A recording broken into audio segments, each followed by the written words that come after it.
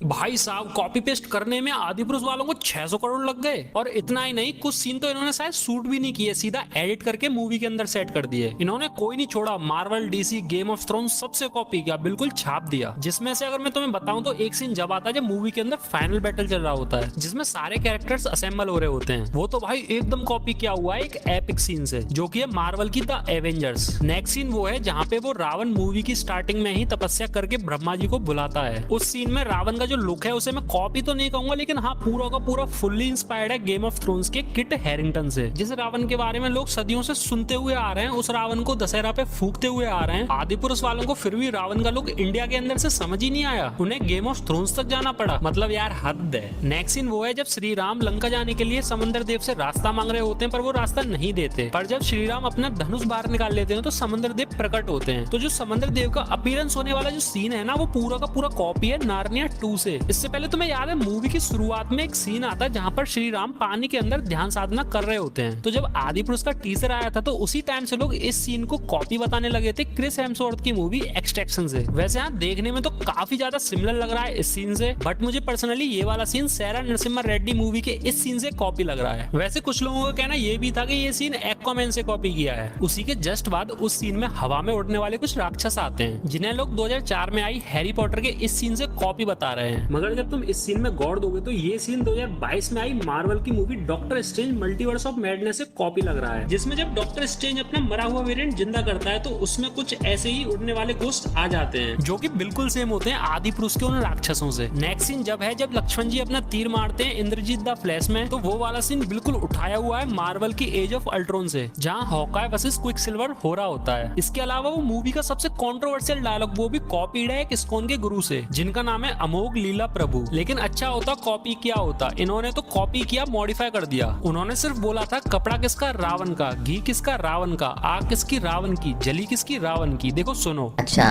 घी किसका रावण का, कपड़ा किसका रावण का, आग किसकी रावण की, जली किसकी रावण की।